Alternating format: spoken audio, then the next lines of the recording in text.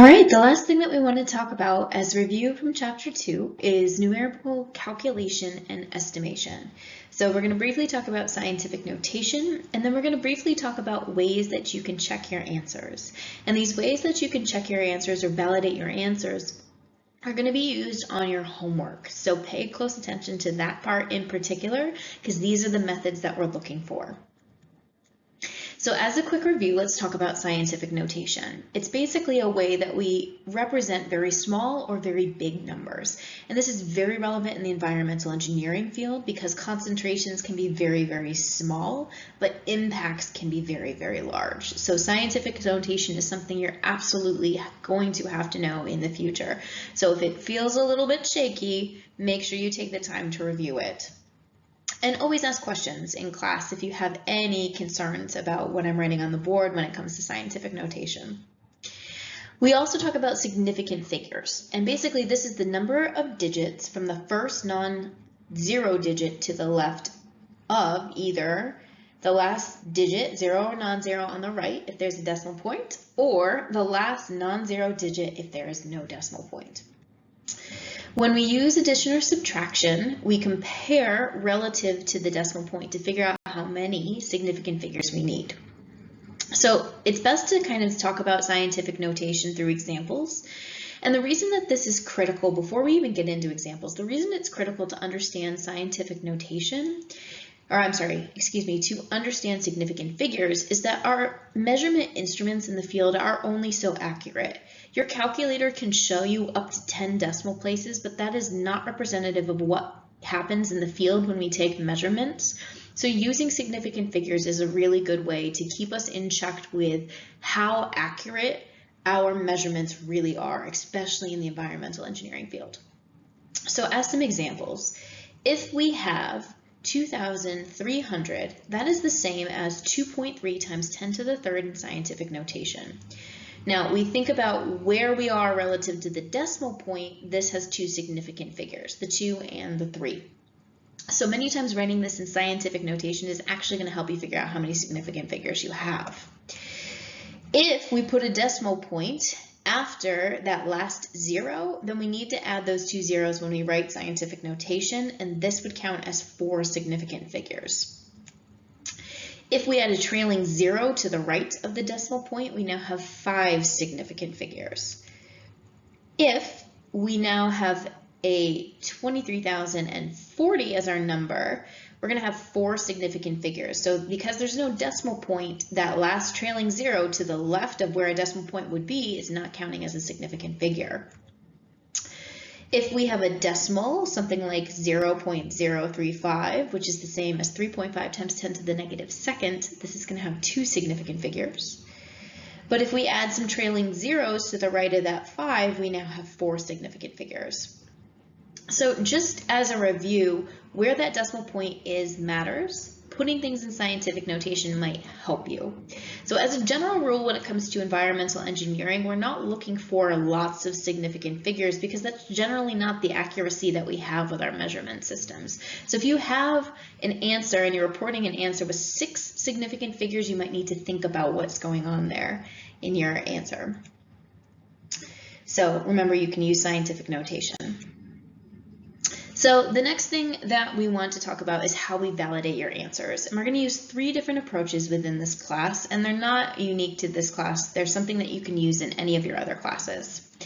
And the approaches that we have are back substitution, where basically you take your answer and you substitute it back into the equation and make sure that it works and that you have the same number on each side of the equal sign. We can use what's called an order of magnitude estimation, and this is basically going to take the power associated with the basically the magnitude of that number, so the power from scientific notation, and use that to compare it to your answer. And we use reasonableness as well, and this is the does it make sense kind of question, and sometimes it's not easy to figure out what's reasonable. We need a lot of justification to use reasonableness, but as you get more and more into the field and you get really aware of how to do calculations, reasonableness is a really great check. So we're going to go through an example of each of these, and these are the 3 different methods that you can use to validate your answers on your homework. So on your homework, every single part 4 of each of your problems has a validation of an answer, and what we're looking for is one of these methods on each of those parts of your homework. So as an example for reasonableness, I forgot we have this one, is, if you find that you have a velocity in your pipe that's close to the speed of light, that's probably a problem, right? We don't want to have water traveling at the speed of light or sewage or things like that. That would be very scary. So this is kind of a good reasonableness check if you're getting an answer that just does not make sense physically in the real world. So let's talk about an example for back substitution. So if we have, let's say, an equation of a line using the slope-intercept method, y equals mx plus b, something that you've seen all the time in math, I'm sure. If m is the slope, not the slop, I spelled that wrong, slope, b is the y-intercept, and x and y are coordinates. So let's say that we know that the slope is -1, the y-intercept is 4, and we wanted to know the value of x if y equals 2. So if we solved this and we figured out what x was, we'd rearrange and we'd say, well, x has to be y minus b divided by m. And we plug in our values for y, b, and m, we would find that x is equal to 2. And if you're not sure how I did that algebra, pause the video now and make sure that you understand how to rearrange that equation to solve for x. That's going to be important in this class going forward. So then if we know that x is equal to 2, we could plug 2 into y equals mx plus b and plug in all of our other numbers, and we know that the right side of the equation would have to equal the left side of the equation in order for this to be true. So let's try that. We're going to plug in 2 for y, -1 for the slope, 2 for x, and 4 for the intercept. And if we solve, we find that 2 equals 2. And that's a success because we just used back substitution to double check our answer. So remember that this is an example of something that you can use in the problem in order to solve on your homeworks. So that's a quick example of back substitution. We can also use what's called an order of magnitude estimation. So let's use an example to really hit this home. Let's say we want to know how many pieces of paper it would take to create a stack that's big enough to reach the moon from Earth. Would the number 5.6 times 10 to the 8th pieces of paper make sense? So times 10 to the 8th, not -8. There's an issue with that slide, so times 10 to the 8th.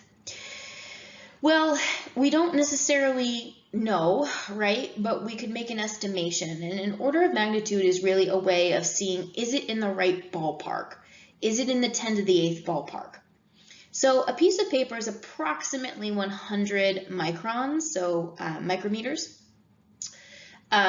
in thickness, and the distance from the Earth to the moon is about 384,400 kilometers. Whew, big number, hard to say. So if we're going to do an order of magnitude estimation, the step 1 is to put everything in the same units. So if a piece of paper is 100 microns, that's going to be 1 times 10 to the -8 meters. That's how thick that piece of paper is. And then we know that the distance is going to be about 3.8 times 10 to the 8th meters. Then we basically are using those powers and multiplying those numbers together to see if we get in the right range for magnitude. So if one piece of paper has a thickness of 1 times 10 to the -8 meters, and the distance is 3.8 times 10 to the 8th, that means that we're going to be in the order of magnitude of 10 to the 16th pieces of paper. So that estimate on the previous slide doesn't make sense. It's not in the same order of magnitude. The estimate that was provided to you was 10 to the 8th, whereas we should be getting a number in terms of 10 to the 16th.